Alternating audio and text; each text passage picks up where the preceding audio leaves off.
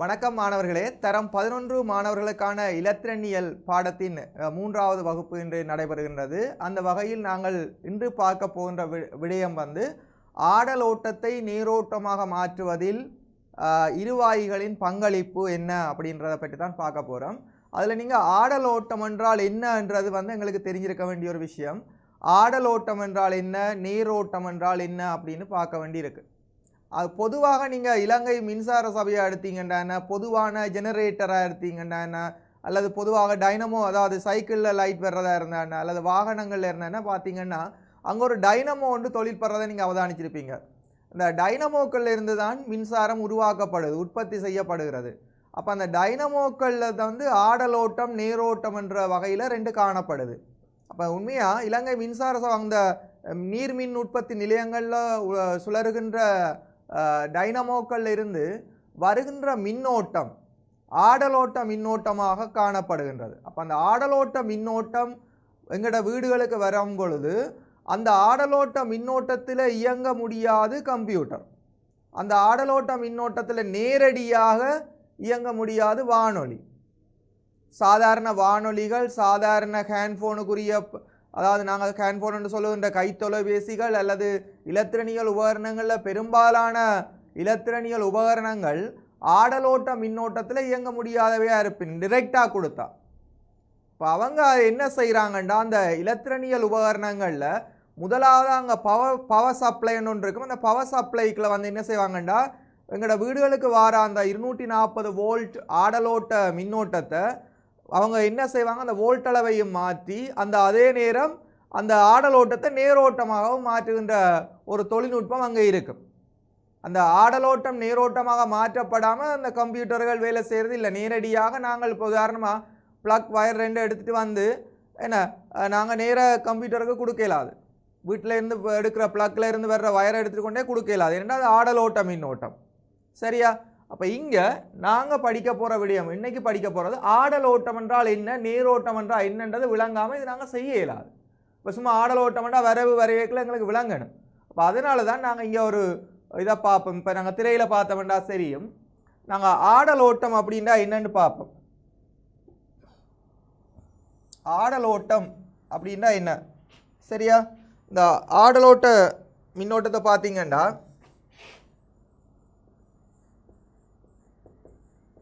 ஆடலோட்டம், இந்த ஆடலோட்டம் என்றது மின்னோட்டத்தில் எந்த வகையில் செல்வாக்கு செலுத்துமெண்டா, ஒரு வரைவு கொண்டு வரைகிறாங்க. சரிதானே? பொதுவாக ஆடலோட்டம்ண்டா இந்த மாதிரி வரைகிறாங்க. இது ஆடலோட்டம்னு சொல்லுவாங்க, ஆடலோட்ட மின்னோட்டம்னு சொல்கிறாங்க. அப்படின்னா இதில் பார்த்தீங்கன்னா தெரியும், ஒரு விரைவாக இருந்தால் இது ப்ளஸ் அண்டு இருக்கும், ஒரு பகுதி மைனஸ், அதாவது நேர் மறை அண்டு காணப்படும். நேர் அண்டும் காணப்படும், அதே நேரம் மறை அண்டு காணப்படும். அப்போ இதில் நேர்பக்கமாக இப்படி இருக்கிற ஒரு மின்னோட்டமும், அதாவது நேரண்டு சொல்லுகின்ற பகுதியை நீங்கள் பார்த்தீங்கன்னா தெரியும். இப்போ நாங்கள் இந்த பகுதி ஒரு திசை, இந்த பகுதி ஒரு திசையில் இருக்கும், பார்த்தீங்கன்னா தெரியும். இந்த மேலே இருக்கிறது ஒரு ரெட் கலரில் நாங்கள் வரைஞ்சிருக்கிறோம்.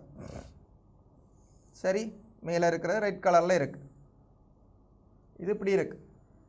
அதே நேரம் கீழே இருக்கிற பகுதி சொல்லுவோமே இந்த மாதிரி சொல்லுவோம், ஒரு க்ரீன் கலரில் இருக்குது.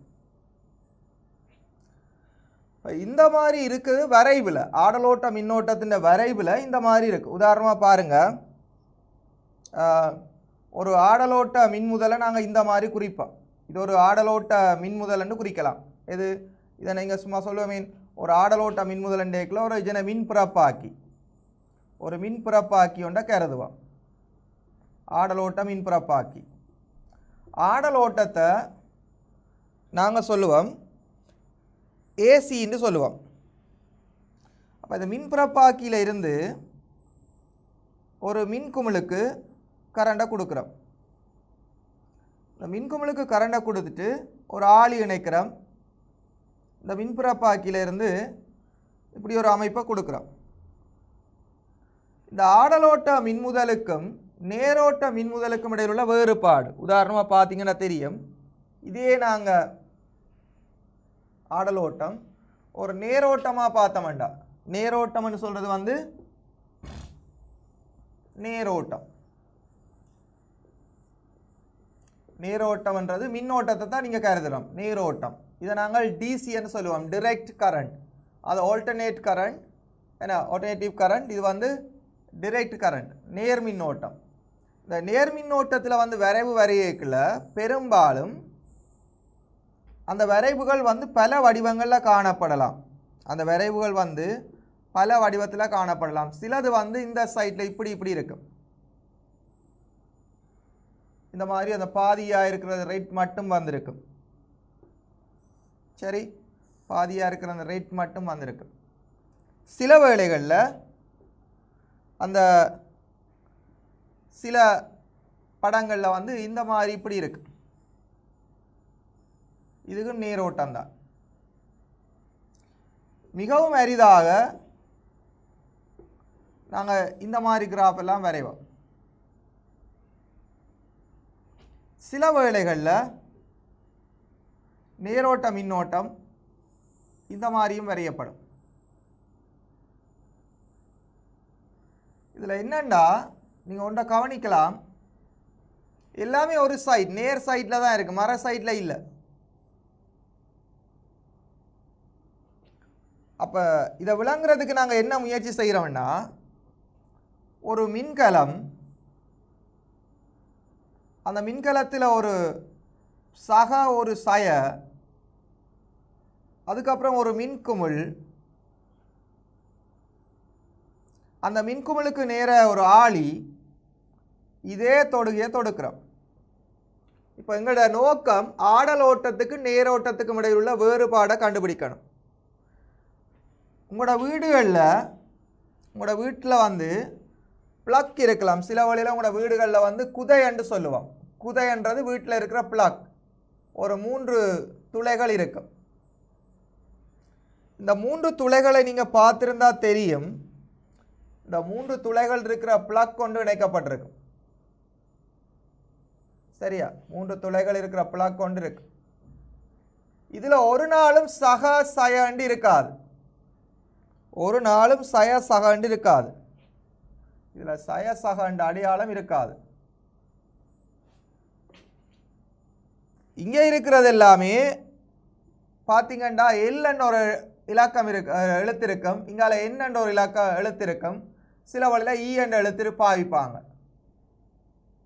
ஆடல் ஓட்டத்தில் எல் என் என்ற எழுத்துக்கள் தான் இருக்குமே தவிர சக சயண்டு இருக்காது.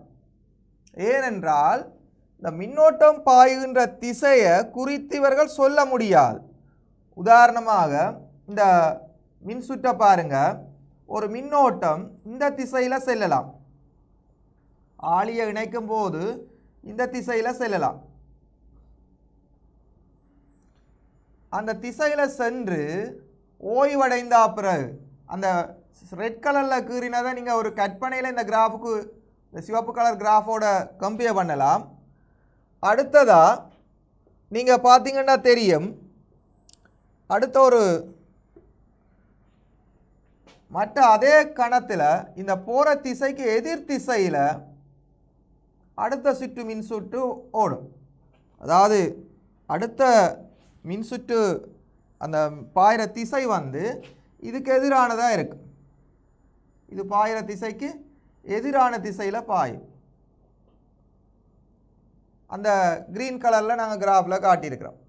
அப்போ டெஃபினிட்டாக, அதாவது என்ன, நீங்கள் டெஃபினிட்டாக திட்டவட்டமாக சகசயன்ற ஒரு அமைப்பை நீங்கள் பாவிக்க முடியாது. ஏன்? அந்த சகசயன்றது இங்கே ஆடலோட்டத்தில் பார்த்தீங்கன்னா, ஆடலோட்டத்தில் பாருங்கள், எப்பவும் நாங்கள் அம்புக்குரிய போட்டே காட்டலாம். எஸ், எப்பவும் மின்னோட்டம் இந்த ஆடி இணைச்சிங்கண்டா அம்புக்குறி வந்து ஒரு திசை தான், வேறு திசையில் இல்லை. ஒரு திசையில் மின்னோட்டம் பாயும், ஒரு திசையில் மின்னோட்டம் பாயும். இந்த அறிவில்லாமல் நாங்கள் ஒரு திசையில் மின்னோட்டம் பாயும், இந்த அறிவில்லாமல் நாங்கள் வந்து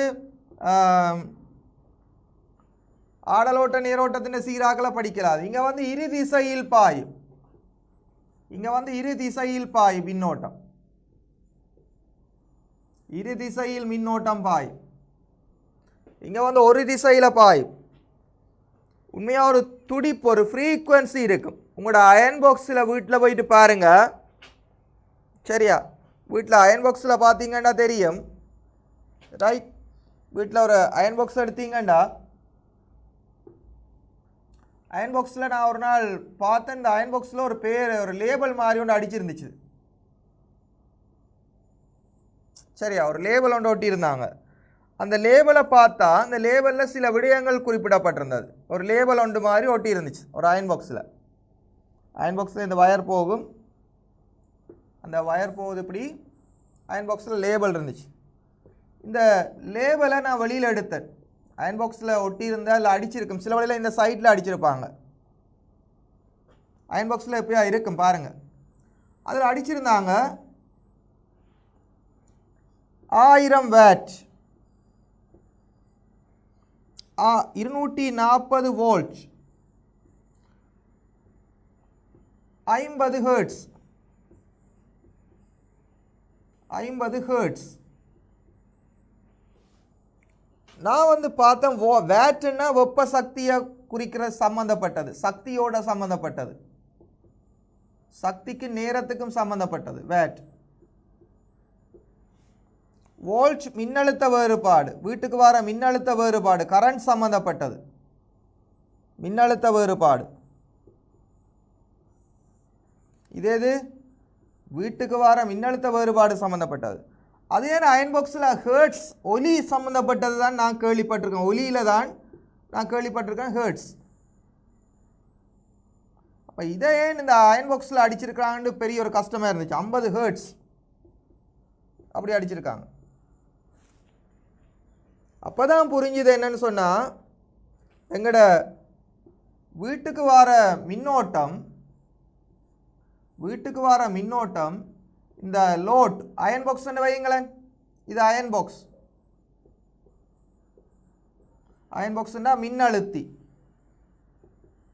சரியா? மின்னழுத்தி. இந்த மின்னழுத்திக்கு வர கரண்ட் எப்படின்னா என்ன செய்யுதுன்னா, ஒரு முறை இந்த திசையில் பாயும், அடுத்த முறை என்ன செய்யுதுண்டா அதுக்கு எதிரான திசையில் பாயுது. இப்போ இந்த திசையில் பாயுது, அப்புறம் இந்த திசையில் பாயுது, மாறி மாறி திசை பாய்ஞ்சு கொண்டே இருக்கு. உதாரணமாக வந்து பார்த்தீங்கன்னா தெரியும், இந்த நாங்கள் ரெட் கலரில் வரைகிறது இந்த திசையில் ஒன்று பாயுது, இந்த திசையில் பாயுது. அப்போ ஒரு செகண்டுக்கு என்ன வந்த அளவு பாயும், ஒரு செகண்டுக்கு எத்தனை தடவை இந்த மின்னோட்டம் மாறி மாறி பாயும், எத்தனை தடவை, ஒரு செகண்டுக்கு எத்தனை தடவை வந்து இது பாயும்னு பார்க்குறேன். ஒரு செகண்டுக்கு மின்னோட்டம், ஒரு செகண்டுக்கு மின்னோட்டம் எத்தனை தடவை மாறி மாறி பாயும், மாறி மாறி திசையில் பாயும். அப்படி கேட்கக்குள்ள இந்த கேள்விக்கு விடை இருந்துச்சு 50 ஹெர்ட்ஸ். அதாவது ஒரு செகண்டுக்கு 50 தடவை இந்த திசையிலையும் இந்த திசையிலையும் மாறி மாறி பாயும். நம்மட கண்ணுக்கு கண்ணை வந்து பார்த்தீங்கன்னா எங்களால், சரியா, எங்களோட கண்ணால் ஒரு மெசேஜ் கிடைச்சி, ஒரு கணப்பொழுதில் ஒரு தாக்கம், அதாவது ஒரு மெசேஜ்னு சொல்கிறது ஒரு கணத்தாக்கம், ஒரு கணத்தாக்கம்ன்ற நம்மட கண்ணுக்கு வந்து ஆக குறைஞ்சது 10ல் 1 செகண்ட் எடுக்கணும் அது விளங்கி கொள்றதுக்கு. 10ல் 1 செகண்ட் தேவை எங்களுக்கு விளங்கிக்கொள்ள அந்த தாக்கத்தை விளங்கிக்கொள்றதுக்கு, விளங்கிக்கொள்ள எங்களுக்கு கண்ணுக்கு 10ல் 1 செகண்ட் தேவை. அப்போ ஒரு கணத்தாக்கம் வந்து அடுத்த கணத்தாக்கம் எங்களுக்கு வருதா இருந்தா, ஒரு கணத்தாக்கம் வந்து அடுத்த கணத்தாக்கம் எங்களுக்கு வருமா இருந்தா,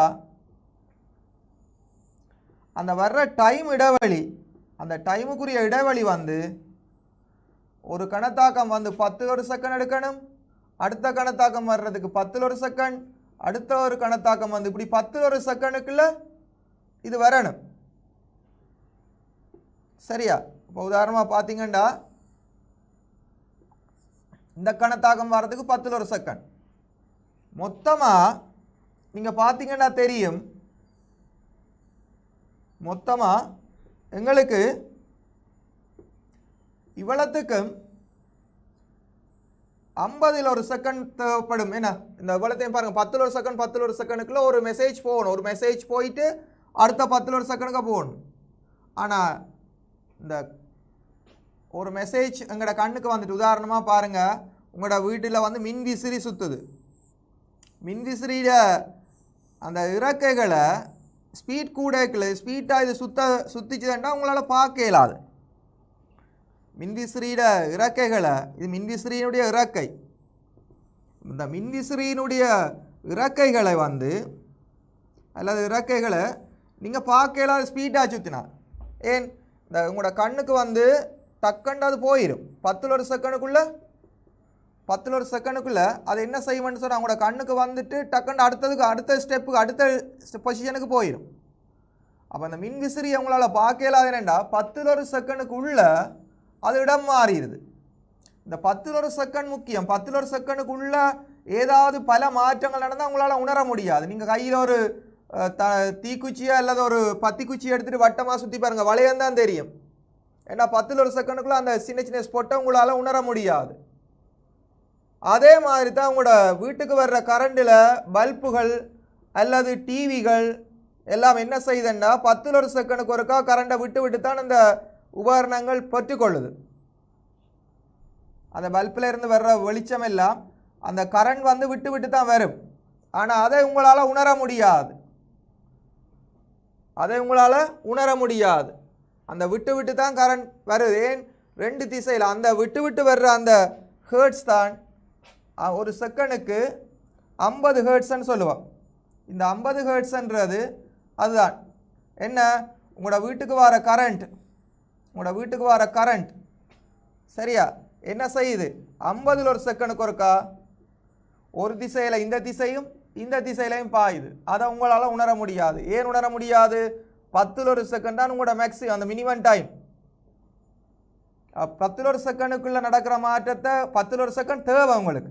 50 ஒரு செகண்டுக்குள்ளே இது கரண்ட் அங்காலையும் இங்காலையும் போய் வந்தால் உங்களால் உணர முடியாது. ஆனாலும் அந்த உங்களோட வீட்டு மின் உபகரணங்களில் என்ன செய்கிறாங்க, உங்களோட வீட்டு மின் உபகரணங்களில் 50 ஹெர்ட்ஸ்ன்னு குறிச்சிருக்கிறாங்க. அப்போ மாணவர்களுக்கு விளங்கி இருக்கும், உங்களோட வீட்டில் அந்த மின் உபகரணங்களில் 50 ஹெர்ட்ஸ்ன்னு எழுதுகிற அர்த்தம் என்னன்னு பார்த்தா உங்களுக்கு விளங்கி இருக்கும். உங்களோட வீட்டில் வர்ற கரண்ட் 50 ஒரு செகண்டுக்கு ஒருக்கா திசை மாறி வருகுது. 50 ஒரு செகண்டுக்கு ஒருக்கா என்ன செய்யுது, திசை மாறி வருகுது. சரியா? இப்போ எங்களோட விஷயத்துக்கு வருவோம். எங்களோட விஷயம் அது இல்லை. எங்களோட விஷயம் என்ன தேவை, எங்களுக்கு தேவையான விஷயம் வந்து ஆடலோட்டம் நீரோட்டம் சம்மந்தப்பட்டது. சரியா? அப்போ இதில் வந்து ஒரு செகண்டுக்கு எத்தனை தடவைகள் மாறி திசையில் பாயும் என்ற விஷயத்தை பார்க்குறோம். அந்த அடிப்படையில் சரியா எங்களுக்கு ஒரு செகண்டுக்கு 50 தடவைகள் இது மாறி வரும். ஏன் இதெல்லாம் பார்க்குறோம்னா அந்த ஆடலோட்டம் மின்னோட்டத்துக்கு நேரோட்டம் மின்னோட்டத்துக்கும் இடையில் உள்ள வேறுபாடு, ஆடலோட்டத்துக்கு நேரோட்டத்துக்கும் இடையில் உள்ள வேறுபாடை நாங்கள் பார்த்தோம்டா எங்களுக்கு விளங்கும். ஆடலோட்டத்துக்கு நேரோட்டத்துக்கும் இடையில் உள்ள வேறுபாட்டில் ஆடலோட்டத்தில் ஒரு திசையில் பாயிறது இல்லை, 2 திசையில் பாயும். நேரோட்டத்தில் ஏன்னா ஆடலோட்டத்தில் வந்து 2 திசையில் பாயும், நேரோட்டத்தில் ஒரு திசையில் தான் பாயும். நாங்கள் பயன்படுத்துகின்ற பெரும்பாலான இலத்திரனியல் உபகரணங்கள் வந்து எதுக்கு பழக்கமாக இருக்கண்டா, இலத்திரனியல் உபகரணங்கள் பெரும்பாலானவை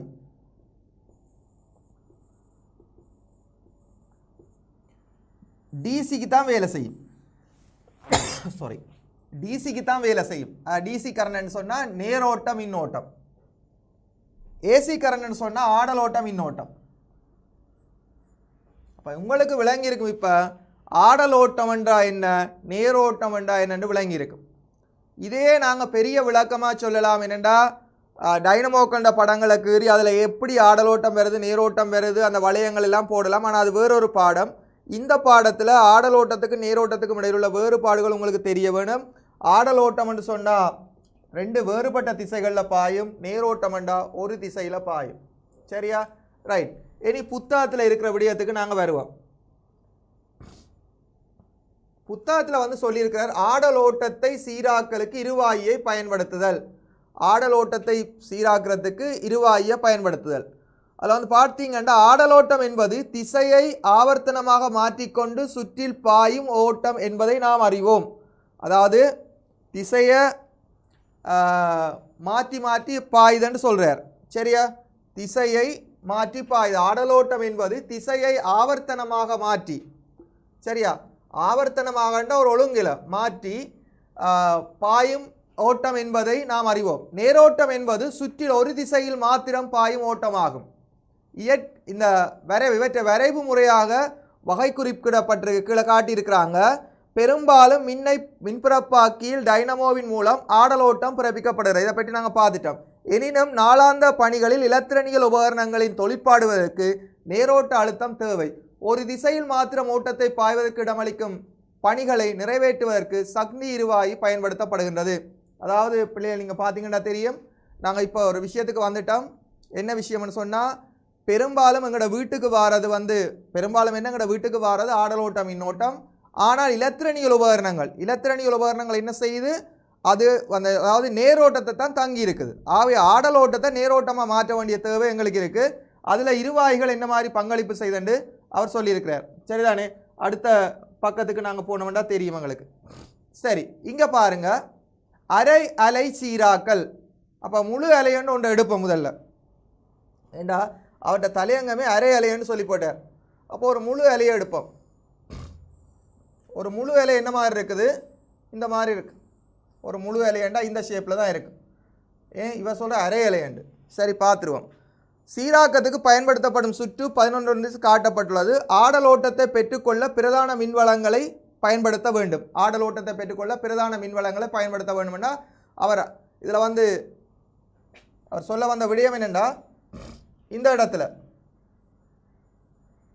நீங்கள் வந்து பிரதான மின்வளங்களை பயன்படுத்தலாம். உதாரணமாக இந்த இடத்துல நீங்கள் வந்து வீட்டுக்கு வர்ற ஆடலோட்டத்தை பயன்படுத்தலாம்.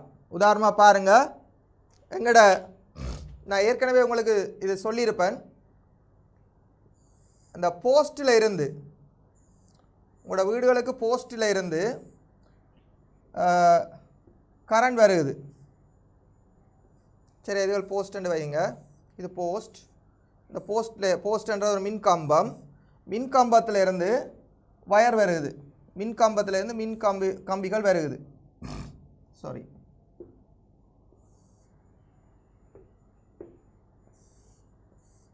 மின்கம்பத்தில் இருந்து மின்கம்பிகள், இது மின்கம்பம். இப்போ மின்கம்பத்தில் இருந்து மின்கம்பிகளை நாங்கள் எடுக்கிறோம். ரைட். அதில் இருந்து 2 கம்பி வருது.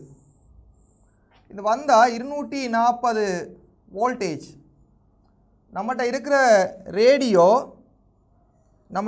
ரேடியோ வானொலி, இதுலேருந்து வரப்போகிற சத்தம், இதுக்கு எங்களுக்கு 2 பேட்டரி போட்டால் போதும். ஒரு பேட்டரி 1.5, அப்போ 2 போட்டால் 2 பேட்டரி போட்டால் வேலை செய்யும். ஆனால் நாங்கள் இப்போ என்ன செய்கிறோம்னா, எங்களுக்கு இருக்கிற பிரச்சனை, நாங்கள் இதை எங்களோட வீட்டில் இருக்கிற ப்ளக்குக்கு அடிக்கிறோம். இதில் இருக்கிற ப்ளக்குக்கு கொண்டு போயிட்டு நாங்கள் ஒரு குதைன்னு சொல்லுவோம். சரியா? ஒரு குதை அப்படின்னு சொல்லுவோம். குதைன்னு சொன்னால் உங்களுக்கு தெரியும், ப்ளக். சரியா? குதைன்னு சொன்னால் ப்ளக். இதை வந்து நாங்கள் அந்த குதைன்னு சொல்லுவோம். இதுவில் இருந்து வயர் எடுத்து, சரியா, இதில் இருந்து வயரை எடுத்து, இந்த வயரை எடுத்து இந்த ரேடியோவை கொடுக்குறோம். சரி, இந்த ரேடியோவை கொடுக்குறோம். இப்போ இங்கே வார கரண்ட், அதாவது எங்களோட வீட்டுக்கு வார கரண்ட் வந்து, எங்களோட வீட்டுக்கு வார கரண்ட் 240. ஆனால் எமக்கு தேவையோ 3 வோல்ட். அப்போ 240 வோல்ட்டை 3 வோல்ட்டாக மாற்றணும். 240 வோல்ட்டை 3 வோல்ட்டாக மாற்றணும். அப்போ இங்கே இருக்கிற எங்களுக்கு இருக்கிற பிரச்சனை என்னென்னா, இதில் இருக்கிற எங்களுக்கு இருக்கிற பிரச்சனைகள் என்ன பிரச்சனை இருக்குன்னு பார்த்தீங்கன்னா, ரைட், இதில் இருக்கிற பிரச்சனை முதலாவது பிரச்சனை இந்த வோல்டேஜை குறைக்கணும். அதாவது 240 வோல்ட்டை சின்ன வோல்ட்டாக மாற்றணும். ரெண்டாவது பிரச்சனை, ரைட், எங்களுக்கு தேவையான ரெண்டாவது பிரச்சனை என்ன? ரெண்டாவது பிரச்சனைன்னு பார்த்தீங்கன்னா 240 வோல்ட்டை ரெண்டாவது மாற்ற மாதிரி ஏசி கரண்ட்டை ஆடல் ஓட்டத்தை நாங்கள் டிசியாக மாற்றணும். ஆடல் ஓட்டத்தை நேரோட்டமாக மாற்றணும். வோல்டேஜை குறைக்கிறதுக்காகத்தான் புத்தகத்தில் பாருங்கள் ஒரு படம் காட்டியிருக்கிறார். இந்த படத்தை நான் உங்களுக்கு மேலோட்டமாக இதில் விளங்கப்படுத்துகிறேன் பாருங்கள். இந்த படத்தில் இந்த சைட்டில் வந்து உள்ளுக்குள்ளே வந்து பார்த்தீங்கன்னா தெரியும், இந்த சுற்றுக்களின் எண்ணிக்கை, இதில் சுற்றுக்களின் எண்ணிக்கை ஏராளமாக இருக்கும். இதில் சுற்றுக்களின் எண்ணிக்கை ஒரு கொஞ்சமாக தான் இருக்குது, 2 சுற்று தான் இருக்கும் இங்கால சைட்டில். இது எங்கட வீட்டிலேருந்து வர மின்னோட்டம். இதுக்குள்ள வந்து பார்த்தீங்கன்னா தெரியும் 230 வோல்டேஜ்னு போட்டிருக்கார். அதை விட ஏசின்னு போட்டிருக்கார். அதை விட அவர் ஒரு இது தர 50 ஹெர்ட்ஸ். அதாவது இந்த ஒரு திசையில் இல்லை மின்னோட்டம், இங்கே திசை குறிக்க இயலாது. ஒருக்கா இந்த திசையில் பாயும், அடுத்த நேரம் இந்த திசையில் பாயும். அப்படின்னா நான் உங்களை கேட்குறது, இது என்னது?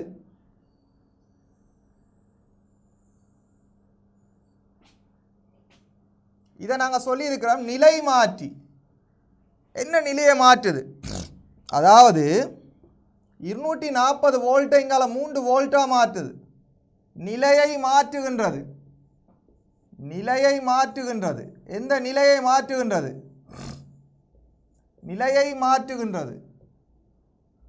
எந்த நிலையை மாற்றுகின்றதுன்னு பார்த்தீங்கன்னா 240 வோல்ட்டை 230 வோல்ட் 240 230 வோல்ட்டை எடுத்தீங்கன்னா 230 வோல்ட்டை அது என்ன செய்யுதுன்னு சொன்னால் 3 வோல்ட்டாக மாற்றுது. ஆகவே படி குறைக்குது. அதாவது உங்களுக்கு தெரியும், சில வழியில் இது எங்களோட டிவியில் வந்து ஒரு மூலைக்குள்ளே போயிருக்கலாம். ஆகவே நான் இதை திருப்பி கேட்குறேன். 230 வோல்ட்டை இது 3 வோல்ட்டாக மாற்றுது. ஆகவே நிலையை மாற்றுகின்றது. அதான் இந்த குறியீடு நிலை மாற்றின்னு சொல்லி நாங்கள் குறிச்சிருக்கிறோம். அதுக்கும் ஆடலோட்டத்தை நீரோட்டமாக மாற்றுறதுக்கும் நேரடியான சம்பந்தம் இல்லை. ஆடலோட்டத்தை நீரோட்டமாக மாற்றுறதுக்கு என்ன நடக்குதுன்னு சொன்னால், ஆடலோட்டத்தை நீரோட்டமாக மாற்றுறது வந்து 240 3 வோல்ட்டாக மாற்றுறதுக்கு சம்பந்தம் இல்லை. அது வோல்டேஜ் மட்டும் குறைக்கப்படுது. இப்போ இவ்வளவு நேரம் நான் பேசிய விடயம் என்னன்னு சொன்னால், நான் உங்களுக்கு சொன்னேன் 2 பிரதான விடயம் உண்டு. அதில் முதலாவது விடயத்தை பற்றி தான் பேசிகிட்டு இருக்கிறேன். இப்போ உதாரணமாக இந்த விடயத்தை பற்றி தான் பேசிகிட்டு இருக்கிறேன். என்னது? 2 விஷயம் நடக்கணும். ஒன்று 230 வோல்டேஜ் 3 வோல்ட்டாக மாறணும். ஆனால் இருவாயின பயன் அது இல்லை. இது 3 வோல்ட்டாக மாத்திர எது சொல்லுங்கள்? நிலை மாற்றி. அதுலேயும் நிலை மாற்றியிலையும் 2 வகை இருக்குது. இது படி குறைக்குது, ஸ்டெப் டவுன். ஆகவே படி குறை நிலை மாற்றின்னு சொல்லுவோம். சரியா? படி குறை நிலை மாற்றி. இதுலேயும் ஏசிடிசிக்கும் சம்பந்தம் இல்லை. இது வோல்டேஜ் மட்டும் குறைக்கப்படுது. சரி, இனிதான் நம்மட செக்ஷனுக்கு வர போகிறோம். அதாவது ஆடலோட்டத்தை நீரோட்டமாக மாற்றுற பொசிஷனுக்கு வர போகிறோம். அது எங்கே நடக்குதுன்னு சொன்னால், இங்கால செக்ஷனில் தான் நடக்குது. இப்போ நான் அதை ப்ளூ கலரில் இங்கால செக்ஷனை வரைஞ்சி காட்டுறேன். சரியா? இங்கால செக்ஷனை ப்ளூவில் வரைகிறேன். ஏண்டா நமக்கு தெரியணும். இதில் இந்த படங்கள் விளங்கணும் எங்களுக்கு. இதில் வந்து அம்புக்குறி போகிற திசை, இதில் ஒரு அம்புக்குறியில் திசை இருக்குது. இதில் ஐயண்டு வர குறிச்சிருக்கிறார். அது என்ன அம்புக்குறி போகிற திசைக்கு ஐயன்னு குறிச்சிருக்கிறான்னு நீங்கள் கேட்கலாம். அந்த படத்தை வேணுமெண்டா நான் இங்கால திரும்ப கேட்குறேன். அவர் கீறின படம் வந்து எப்படி இருக்குமெண்டா, இந்த மாதிரி வருது, ஒரு சுருள் இருக்குது, அப்புறம் இந்த இது வருது, இதில் எக்ஸ், இதில் ஒய்ன்னு போட்டிருக்கார், ஏண்டா இங்கேயும் ஒய்ன்னு ஒரு அடையாளம் இருக்குது. சரி, மேலே எக்ஸ்ன்னு போட்டிருக்கார், இந்த இடத்துல எக்ஸ், இங்கே இதில் ஒரு எக்ஸ்ன்ற அடையாளம் இதுக்குள்ள மறைஞ்சிருக்கு. அந்த எக்ஸை தாண்டி வரக்குள்ள இதில் ஒரு இருவாய், அதுலேயும் வந்து பார்த்தீங்கன்னா இதில் இருவாயில் வந்து இது நேராக இங்கே வந்து இதில் இந்த மாதிரி ஒரு அடையாளம் போட்டிருக்கார், போட்டுட்டு இங்கே வந்திருக்கு, இதில் எம், இதில் என். சரியா, இதில் டின்னு போட்டிருக்கார், டின்னா டயோட், இதில் ஆர்ன்னு போட்டிருக்கார், ஆர்ன்னா ரெசிஸ்டன்ஸ் தடை, இதில் ஐன்னு போட்டிருக்கார் மின்னோட்டம். அப்போ எங்களுக்கு படத்தில் விளங்க வேணும் என்னன்னு சொன்னால், சரியா,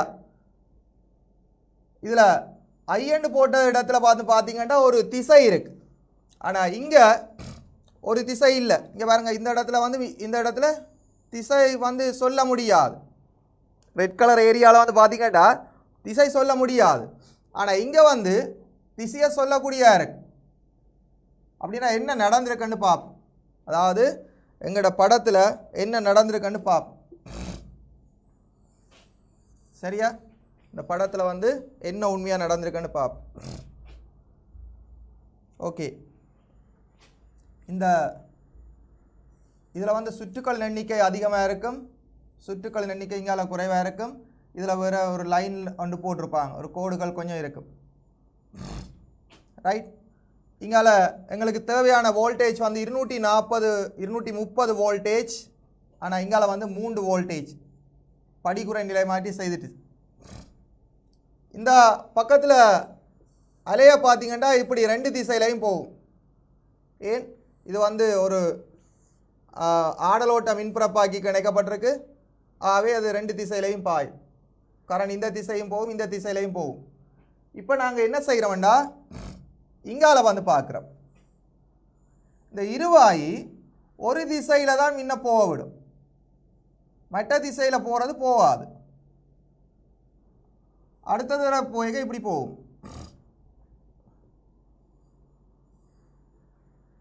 அப்போ இந்த இருவாயினுடைய வேலை என்னண்டா, ஒரு திசையில் தான் பாய விடுது. ஆனால் இதுக்கு என்ன குறைபாடுண்டா, இது நேர அச்சு, இந்த நேர அச்சில் வந்து பார்த்தீங்கன்னா இந்த நேர அச்சில் இவ்வளவு நேரமும் கரண்ட் இருக்காது, இந்த நேரத்தில் கரண்ட் இருக்காது, இந்த கேப்பில் வந்து கரண்ட் இருக்காது. அதாவது வரைவு நாங்கள் வரைஞ்சி காட்டுறேன், இந்த ஒரு ஆடலோட்டம் மின்னோட்டம் இந்த மாதிரி தான் இருக்கும். சரியா, ஆடலோட்டம் மின்னோட்டம் இந்த மாதிரி தான் இருக்கும். ஆனால் என்ன செய்வோம்னு சொன்னால், இதில் இந்த இருவாயை பயன்படுத்தினா இந்த அரைவாசி இருக்காது, இருவாயை பயன்படுத்தினா அரைவாசி வந்து எங்களுக்கு இருக்காது. சரியா, இது சக மட்டும்தான் இருக்கும். ரைட், அப்போ இங்கே எங்களுக்கு விளங்கி இருக்குது, ஒரு இருவாயை பயன்படுத்தி நாங்கள் ஒரு கொஞ்சம் இடைவெளியால் இந்த கேப்பில் வந்து இந்த கேப்பில் வந்து பூச்சியமாக இருக்கும், மின்னோட்டம் இல்லை.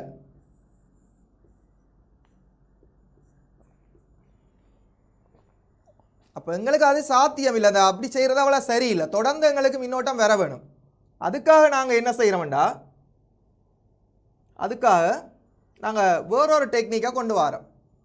இங்கே வந்து பார்த்தீங்கன்னா ஆடலோட்ட மின்னோட்டத்தில் நேரோட்டமாக மாற்றுறதுக்கு நாங்கள் எந்த முறையை பயன்படுத்துகிறோம்னு பாருங்கள். 4 இருவாய்களை பயன்படுத்துகிறோம், அதாவது 4 இருவாய்கள். சரி, இங்கே 4 இருவாய்களை பயன்படுத்துகிறோம்.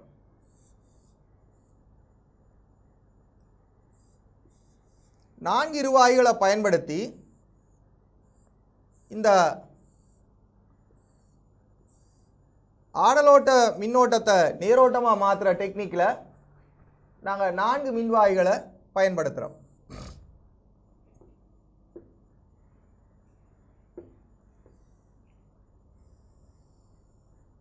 இங்கே பாருங்கள், இதில் என்ன விடயம்னு சொன்னால், அதாவது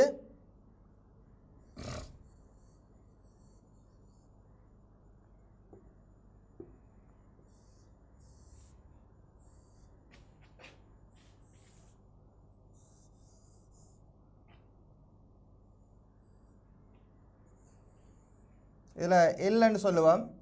இது லோட், ஒரு மின்குமிழா இருக்கலாம், ஏதாவது இருக்கலாம். ரைட், மின்குமிழா இருக்கலாம். இதில் வந்து பாருங்கள் என்ன நடக்குதுண்டு. ரைட், ஒரு ஆடலோட்ட மின்னோட்டம் ஒன்று வருகுது. இந்த ஆடலோட்ட மின்னோட்டம் என்ன செய்யுது? இப்போ நான் பிளாக் கலர்லேயே வரைகிறேன். சரியா, இது பிளாக் கலரில் வரைகிறேன். இதால் போகுது கரண்ட். பிளாக்கில் வரைஞ்சி அவங்களுக்கு எல்லாம் உள்ளுக்குள்ளேயே பிரேக் ஆகிற ப்ளூவில் வரைகிறேன். ப்ளூவில் வந்தால் இது ப்ளூவில் போகுது.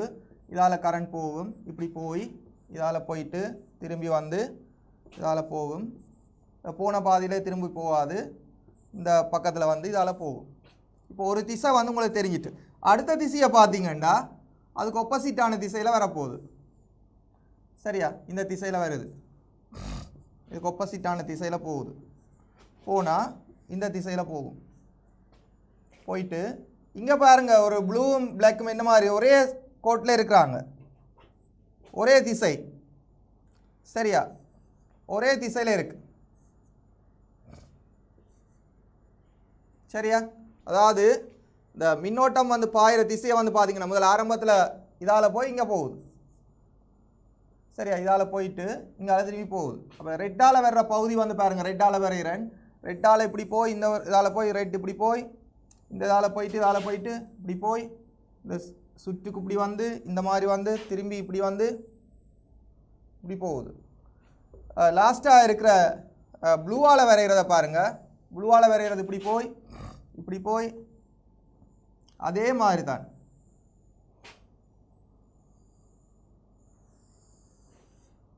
சரியா, இப்போ என்ன நடக்குது? இந்த திசையில் ஒரே திசையில் இருக்குது. ஆகவே உங்களுக்கு தெரியும், இதனூடாக டிசி கரண்ட் பாயும், இதனூடாக ஏசி கரண்ட் பாயும்.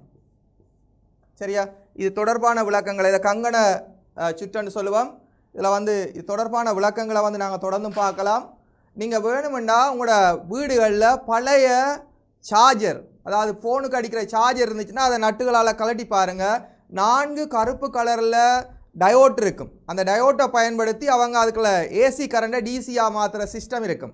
அதை விட சிறிய டிரான்ஸ்ஃபார்மர் ஒன்றும் வச்சுருப்பாங்க வோல்டேஜை குறைக்கிறது.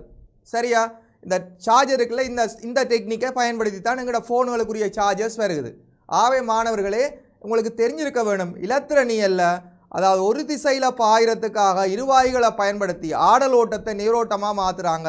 இதில் ஃபுல்லாக ஆடலோட்டத்தை நீரோட்டமாக மாற்றுறதுல இன்னும் சில டெக்னிக்குகள், அதாவது கொள்ளளவிகளை எல்லாம் இணைச்சு இன்னும் சீராக்கல் ஒன்றை செய்து இன்னும் இந்த ஆடலோட்டத்தை முற்றான ஒரு நீரோட்டமாக மாற்றுற டெக்னிக்கை பயன்படுத்துகிறாங்க. இது ஒரு இலத்திரனியல்ல ஒரு பெரிய ஒரு புரட்சியை ஏற்படுத்தி இருக்குது என்று கூறி இந்த அடுத்த வகுப்பில் உங்களை நான் சந்திப்பேன் என்று கூறி விடைபெறுகின்றேன்.